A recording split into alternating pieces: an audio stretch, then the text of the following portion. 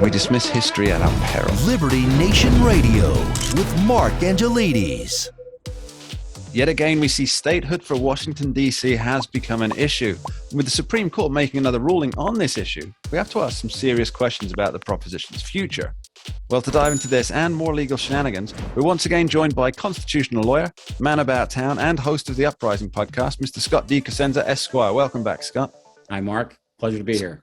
So the 51st state, what's the latest development in the push?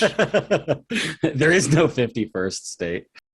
There is unlikely to be a 51st state anytime soon. The Supreme Court rejected an appeal from a group of activists who have been trying to get court recognition that they should be entitled to vote for Congress. These are people who live in the District of Columbia and claim that their rights to be represented in Congress by being able to vote for a fully credentialed member of Congress is violated. There is a Representative Delegate Eleanor Holmes Norton, who is allowed to do some things in Congress, but she's not a full member because that's not what the Constitution provides. And the justices tossed it out of court.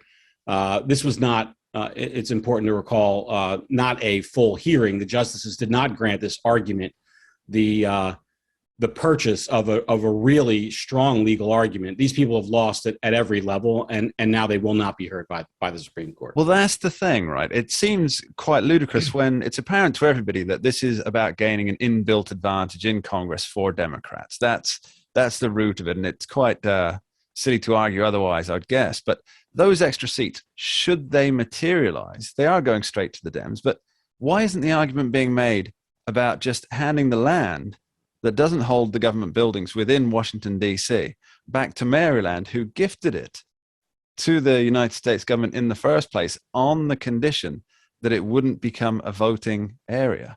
Wouldn't that just solve the issue? They don't want it. With the exception of a couple of gorgeous neighborhoods in D.C. where high-end staffers and the sort live, D.C. has, a lot of horrible areas, a lot of areas that are real ghetto and have insanely high numbers of dysfunction, violence, homicides, and every other problem. Maryland doesn't want those DC neighborhoods, and neither does Virginia. All right. One of the stories that I find particularly fascinating this week that you brought to my attention was that of the New York drinking straw law, which will fine businesses for giving out unsolicited straws and also for not having enough straws. Now, bear with me a moment here, Scott. So they can be fined for giving out straws unsolicited, but they can also be fined for not having enough straws for the people who solicit. Will be. R2B. Mark. R2B. Yes. So this seems both ludicrous and contradictory. What's your professional take?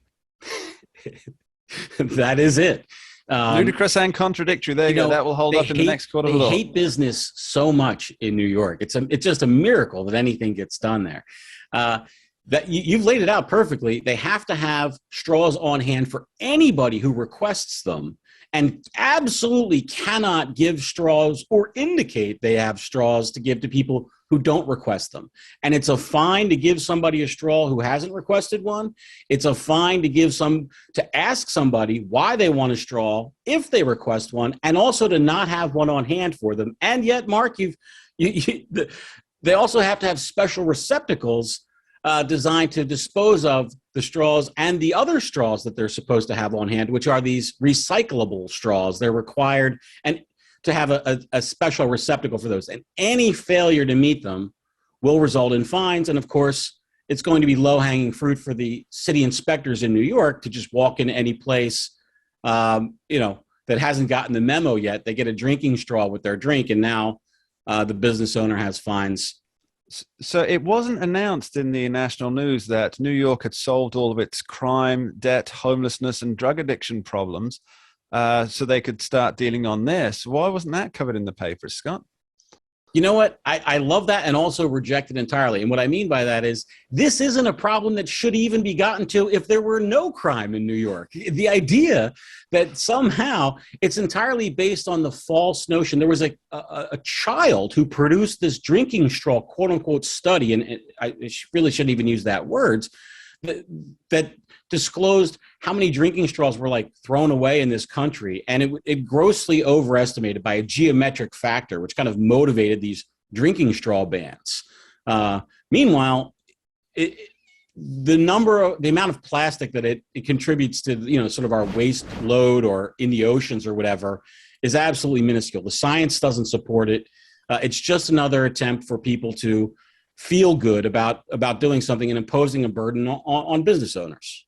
Well, shame on them for opening businesses in New York. No, I'm not gonna finish with that line. Well, we'll say cheers to the hearty business owners of New York who have to put up with this thing on a daily basis. Scott D. Cosenza, thank you ever so much. Thank you, Mark. Right after this short break, we're going to be talking with Carrie Lucas, who is the managing director of the Independent Women's Forum, finding out where's the pushback against CRT and race-based teaching in America. We see the Department of Justice and the FBI being tasked with rooting out parents who criticize school boards. Labels of domestic terrorists applied to those who seek nothing more than to have their children educated without political indoctrination. Well, we'll be tackling these issues and many others in just a few moments. So don't go anywhere. We'll be right back, right here on Liberty Nation Radio, on the Radio America Network, where truth matters without the spin. We dismiss history at our peril. Liberty Nation Radio with Mark Angelides. Who are we? We are Americans that believe in liberty. We are a project of the nonprofit One Generation Away. We are patriots who apply the founding principles to the issues of today. And they keep moving the goalposts on us. We are educators and commentators who love America and the Constitution. Who are we? We are Liberty Nation.